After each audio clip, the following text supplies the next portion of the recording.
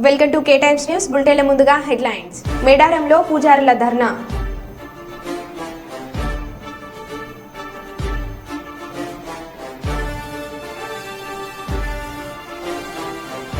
నెల రోజులుగా మంచినీటి సమస్యతో అల్లాడుతున్న పెద్దపట్నం లంక గ్రామ ప్రజలు.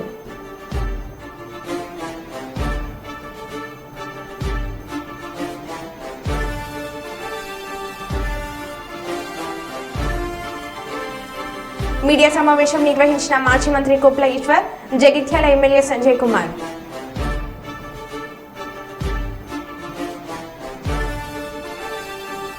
ఫర్టిలైజర్ షాప్లను సంబంధిత అధికారులతో కలిసి తనిఖీ చేసిన కలెక్టర్ సిక్నా పట్నాయక్.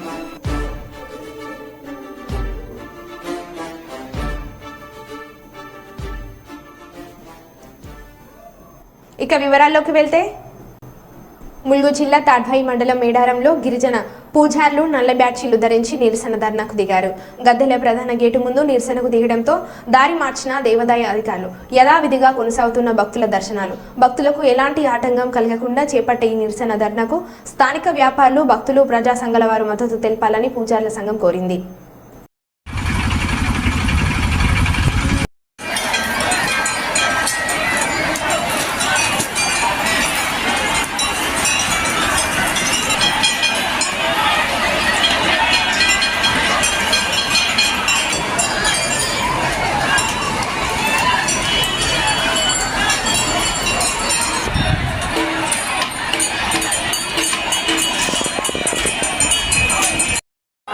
కొంచెం బయటకు పంపించండి.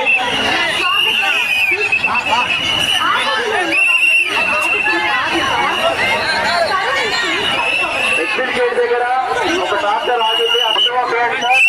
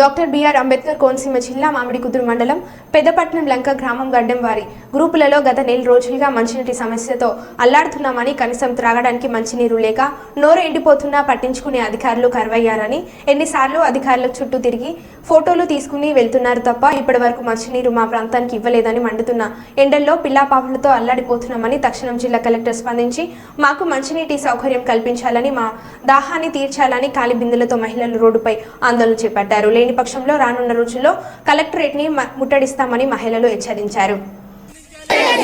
ప్రభుత్వ నిర్లక్ష్య వైఖరి అందించాలి అందించాలి అందించాలి అందించాలి ప్రభుత్వ నిర్లక్ష్య వైఖరి ప్రభుత్వ నిర్లక్ష్య వైఖరి ప్రభుత్వ నిర్లక్ష్య వైఖరి అందించాలి అందించాలి అందించాలి అందించాలి ప్రభుత్వ నిర్లక్ష్య వైఖరి ప్రభుత్వ నిర్లక్ష్య వైఖరి అందించాలి అందించాలి అందించాలి అందించాలి ప్రభుత్వ నిర్లక్ష్య వైఖరి ప్రభుత్వ నిర్లక్ష్య వైఖరి అందించాలి అందించాలి అందించాలి అందించాలి ప్రభుత్వ నిర్లక్ష్య వైఖరి ప్రభుత్వ నిర్లక్ష్య వైఖరి అందించాలి అందించాలి అందించాలి అందించాలి ప్రభుత్వ నిర్లక్ష్య వైఖరి ప్రభుత్వ నిర్లక్ష్య వైఖరి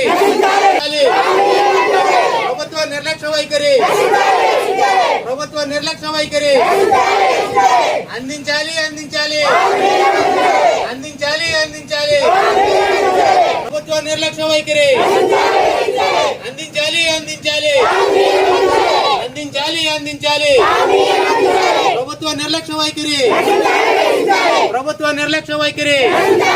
పేరు రత్నకుమారి అండి. మాది పెదపట్లంక గ్రామం అండి. ఇది ఎస్సీపేట అండి మాది. నెల రోజుల వరకు మాకు వచ్చేయండి నీళ్లు. నెల రోజుల నుంచి నీళ్ళు అస్సలు రావట్లేదండి. ఒక్క చుక్క నీరు లేదండి.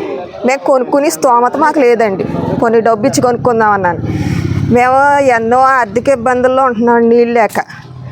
మాకు దయచేసి ప్రభుత్వం వారు మాకు చర్య తీసుకోవాలని, మాకు నీళ్ళు వచ్చేలా చేయాలని కోరుకుంటున్నామండి. మాకు రావాల్సిన నీళ్ళు ఎక్కడికి తరలించారో మాకు తెలియట్లేదండి. అంతే. వంట చేసుకోవడానికి నీళ్ళు లేవండి. పిల్లలు నీళ్లు రాత్రుళ్ళు దాహం అని ఏడుస్తున్నారండి. పిల్లలందరూ చాలా ఇబ్బంది పడుతున్నారండి. వేసవికాలం వల్ల నీళ్ళు లేవండి, తాగడానికి నీళ్ళు.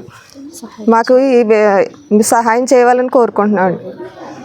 పంచాయతీకి వెళ్ళి చేసామండి. పంచాయతీకి వెళ్ళి చేస్తే వాళ్ళు వచ్చి నీళ్లు ఎలా వస్తున్నాయని చెక్ చేసుకుని వెళ్ళారు. కానీ వాళ్ళు మళ్ళీ మాకేమీ రిప్లైన్స్ ఇవ్వలేదండి. అలాగే స్లోగా వస్తున్నాయండి నీళ్ళు. అసలు ఒక్క బిందు కూడా రావట్లేదండి నీళ్ళు. మీరు మరి దయించి మా పైన మా గ్రామానికి నీళ్ళు రావాలని మేము మనస్ఫూర్తిగా కోరుకుంటున్నామండి. నెల రోజుల పాటు నుంచి మా శ్రమలు, మా కష్టాలు ఎవరికీ తెలియదండి. మేము పంచాయతీ వాళ్ళ దగ్గరికి వెళ్తున్నాం కానీ వాళ్ళు ఎటువంటి రెస్పాన్సిబిలిటీ మాకు ఇవ్వట్లేదండి. మీరు సహాయం చేస్తారని మీ యొక్క ప్రభుత్వం వారిని మేము వేడుకొనిచున్నాము. గెడ్డం అనిత కుమారి, మాది పెదపట్లంక, మామిడి కుదురు మండలం. మా గ్రామానికి మేము ఎస్సీలము. మా గ్రామానికి మంచినీరు సౌకర్యం లేదండి. మేము నెల రోజుల పాటు నుంచి మాకు మంచి త్రాగడానికి నీళ్లు కానీ వాడుకోవడానికి నీళ్ళు కానీ లేవండి మాకు. మీరు దయచేసి మీ యొక్క ప్రభుత్వం వారు మా మీద దయించి మా గ్రామానికి నీళ్ళు వచ్చేలాగా మాకు సహాయం చేయాలని మేము మనస్ఫూర్తిగా అడుగుతున్నామండి. మాకు వచ్చే నీళ్లు వేరేగా అన్యాయంగా వేరే వాళ్ళకి వెళ్ళిపోతున్నాయి. మీరు మా మీద దయించి మా పేటకి నీళ్ళు వచ్చేలాగా మాకు సహాయం చేయాలని అడుగుతున్నాం. పంచాయతీకి వెళ్ళి చేసామండి. పంచాయతీకి వెళ్ళి చేస్తే వాళ్ళు వచ్చి నీళ్లు ఎలా వస్తున్నాయని చెక్ చేసుకుని వెళ్ళారు. కానీ వాళ్ళు మళ్ళీ మాకేమీ రిప్లైన్స్ ఇవ్వలేదండి. అలాగే స్లోగా వస్తున్నాయండి నీళ్ళు. అసలు ఒక్క బిందు కూడా రావట్లేదండి నీళ్ళు. మీరు మరి దయించి మా పైన మా గ్రామానికి నీళ్ళు రావాలని మేము మనస్ఫూర్తిగా కోరుకుంటున్నామండి. నెల రోజుల పాటు నుంచి మా శ్రమలు, మా కష్టాలు ఎవరికీ తెలియదండి. మేము పంచాయతీ వాళ్ళ దగ్గరికి వెళ్తున్నాం కానీ వాళ్ళు ఎటువంటి రెస్పాన్సిబిలిటీ మాకు ఇవ్వట్లేదండి. మీరు సహాయం చేస్తారని మీ యొక్క ప్రభుత్వం వారిని మేము వేడుకొనిచున్నాము. పరికల పట్టణంలోని ఫర్టిలైజర్ షాపులను సంబంధిత అధికారులతో కలిసి తనిఖీ చేసిన కలెక్టర్ సిక్నా పట్నాయక్ ప్రైవేట్ డీలర్స్, ప్రభుత్వ ఏజెన్సీల వద్ద ఉన్న నిల్వలు తనిఖీ చేయడం జరిగిందని, జిల్లా మొత్తంలో తనిఖీలు నిర్వహిస్తూ రైతులకు సరిపడా పత్తి విత్తనాలు మరియు మిరప విత్తనాలు గత సంవత్సరం లెక్కల ప్రకారం ఇప్పుడు సరిపోను ఉన్నాయని అన్నారు. ప్రతిరోజు సంబంధిత అధికారులతో రివ్యూ చేయడం జరుగుతుందని, ఎక్కడ ఏమైనా చిన్న సమస్య ఏర్పడ్డా వెంటనే స్పందించి ఏర్పాటు చేస్తామన్నారు. జిల్లా నుంచి ఒక టాస్క్ ఫోర్స్ ఏర్పాటు చేశామని, అగ్రికల్చర్ అధికారులతో, పోలీస్ శాఖ మరియు రెవెన్యూ అధికారులతో కలిసి నకిలీ విత్తనాలు ఎక్కడ కూడా విక్రయాలు జరగకుండా చూడడం జరుగుతుందని అన్నారు. గత సంవత్సరం నకిలీ విత్తనాలు అమ్మిన వారిపైన క్రిమినల్ కేసులు పెట్టడం జరిగిందని, ఈసారి కూడా అలాగే క్రిమినల్ కేసులు పెడతామని చెప్పడం జరిగింది.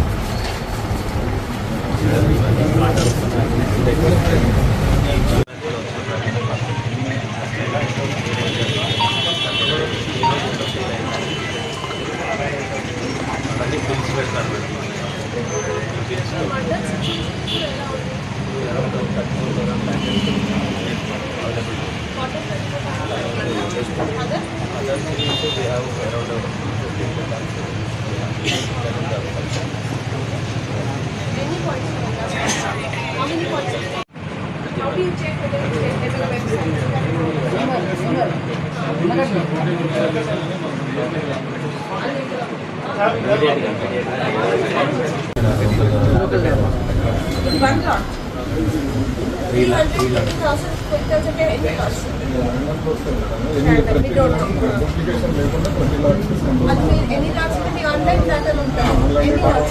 ప్రతి మాకు ఇక్కడ 3 లాట్స్ వచ్చాయి. 3 లాట్స్ ఇది మా బిల్జన్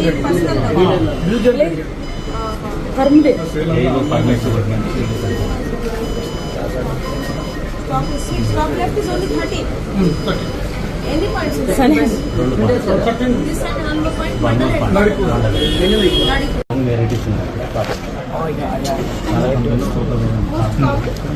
most common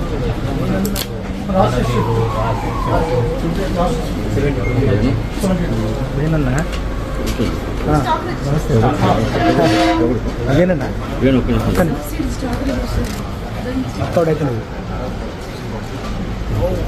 What is the unit? Packets.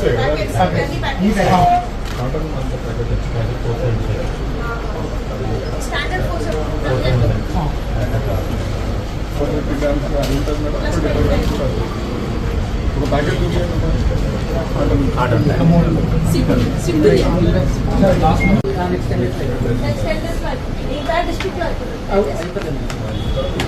ఇక్కడ కొంచెం రేట్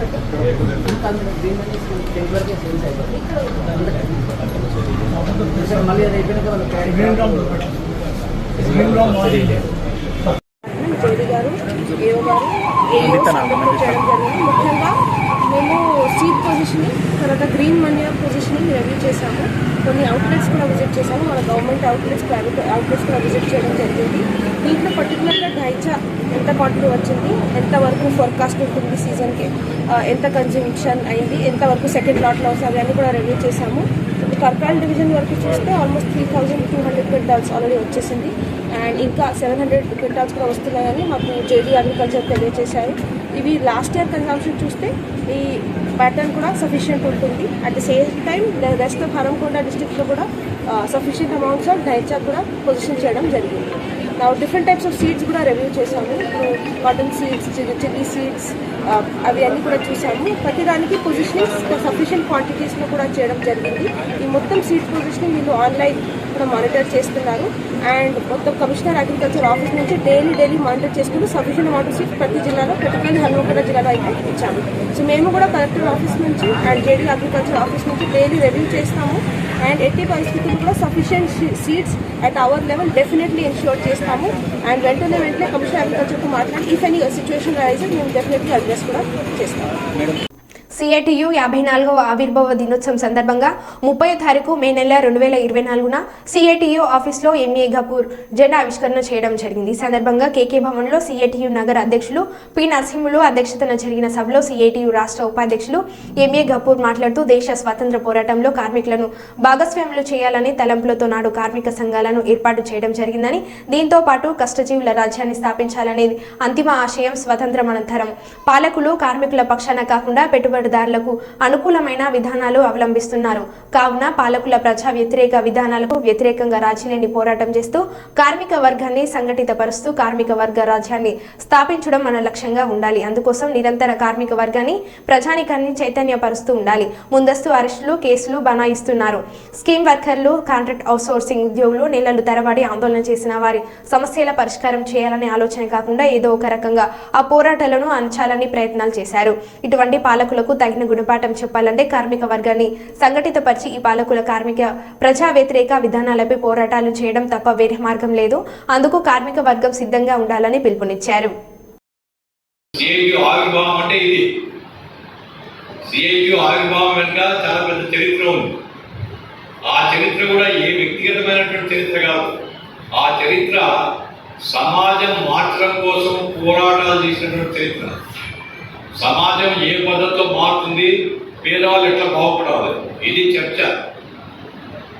సిఐటియు ఏర్పడిందంటే భారతదేశ సామాన్య ప్రజానికం కోసం, వ్యవస్థను మార్చడం కోసం సిఐటియు ఏర్పడింది. అయితే దురదృష్టం ఏంటంటే సిఐటియు సంఘాలకు కొంతమంది వచ్చారు, మీరు ఇంకా చాలా మంది ఉంటారు.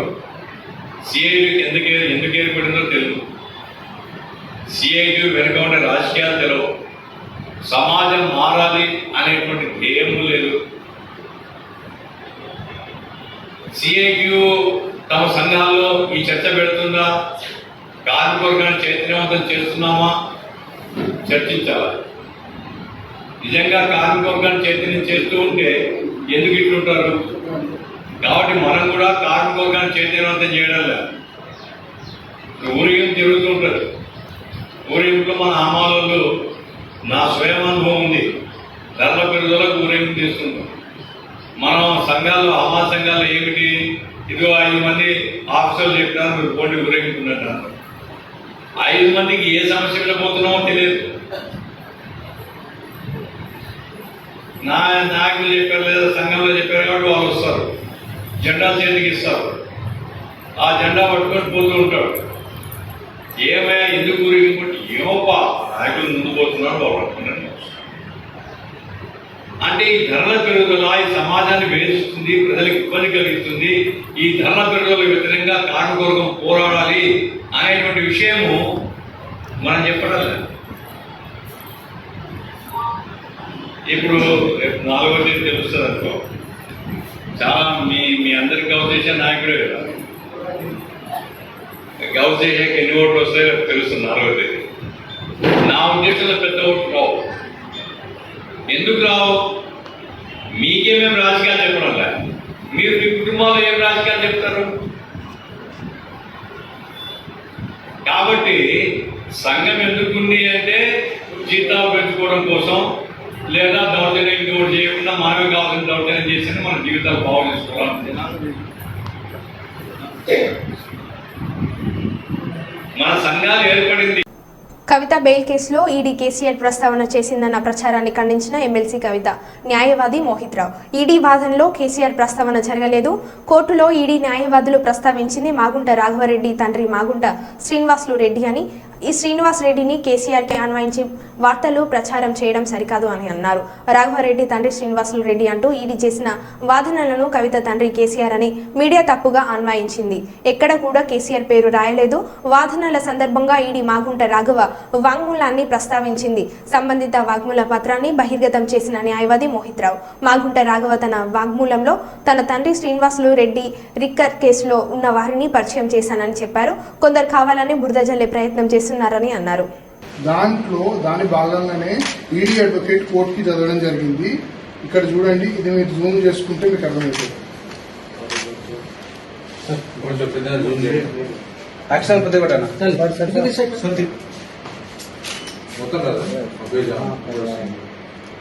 Statement of Raghav Magunta.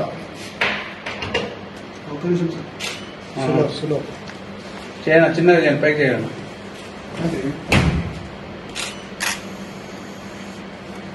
ఇక్కడ చూడండి, ఇక్కడ చదివితే this cash transfer took place on so and so occasions through so and so to an address given by so and so, an amount of so and so was given to so and so.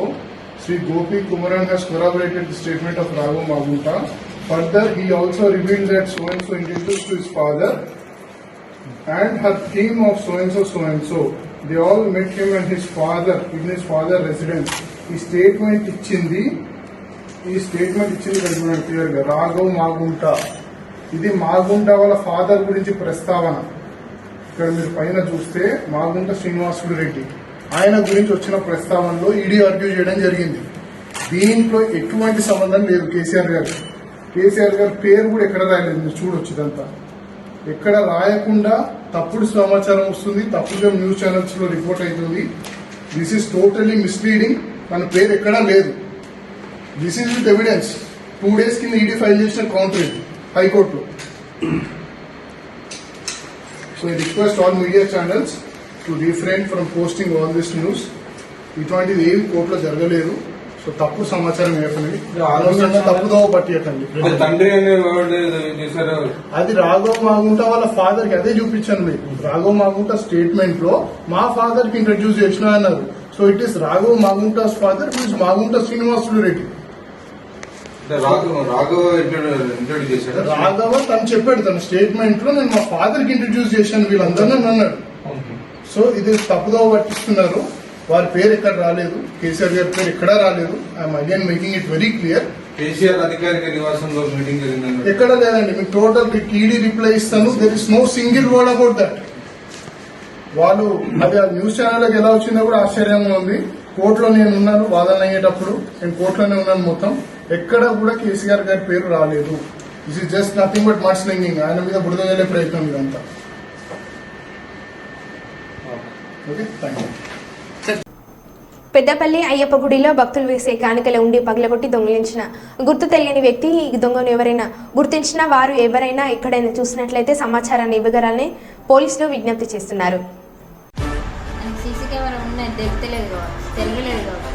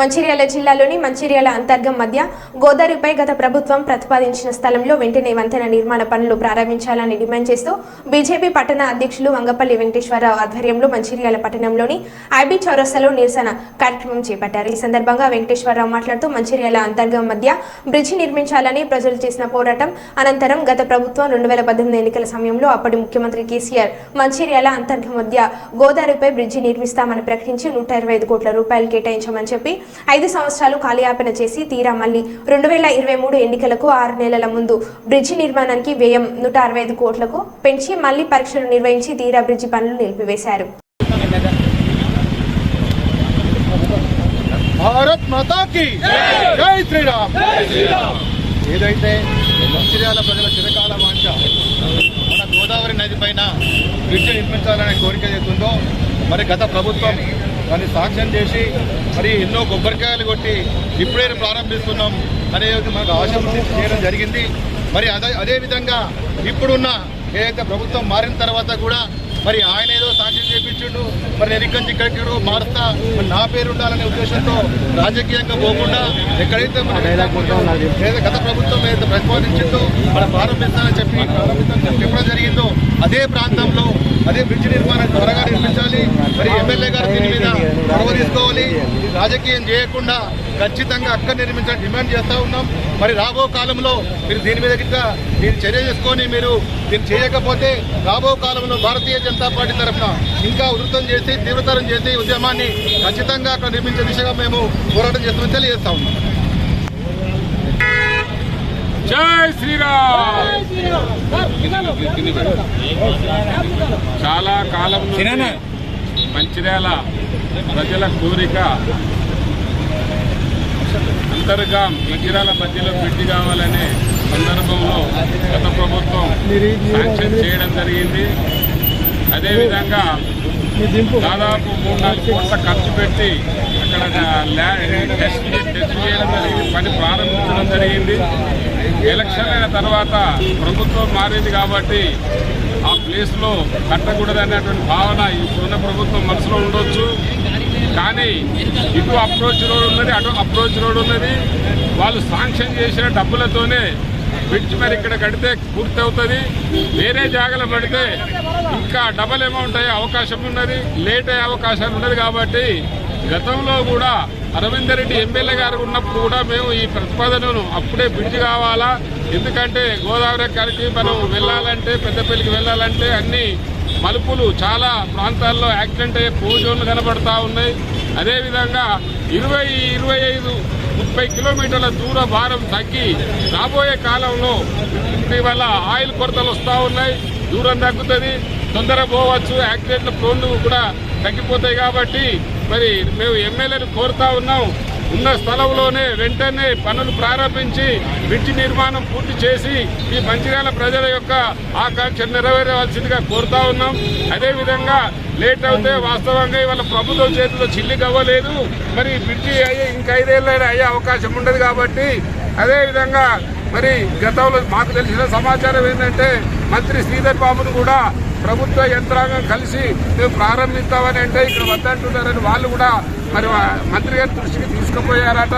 పోయినప్పుడు ఆయన అన్నాడు మరి అక్కడే కట్టండి, వేరే జాగ్రత్త డబ్బులు అయితే ప్రభుత్వం ఇచ్చే పరిస్థితి లేదని కూడా స్పష్టంగా ఆయన కూడా అక్కడ ఉన్న ఈలకు వాళ్లకు ట్రాన్స్పోర్ట్ డిపార్ట్మెంట్ వాళ్ళకు కూడా చెప్పడం జరిగింది. కాబట్టి మేమందరం మా పార్టీ బీజేపీ తరఫున కోరుతా ఉన్నాం, తక్షణమే మళ్ళీ పనులు ప్రారంభించాలి, అదే స్థలంలో బ్రిడ్జ్ నిర్మించి అటు అంతర్గాం అప్రోచ్ రోడ్డుకు ఇటు మంచిర్యాల అప్రోచ్ రోడ్డు కలిపి వెంటనే ప్రజల సమస్యలు తీర్చాలని కోరుతూ ఈ అవకాశం ఇచ్చిన మీ అందరికీ మరోసారి ధన్యవాదాలు తెలియజేసుకుంటున్నాను.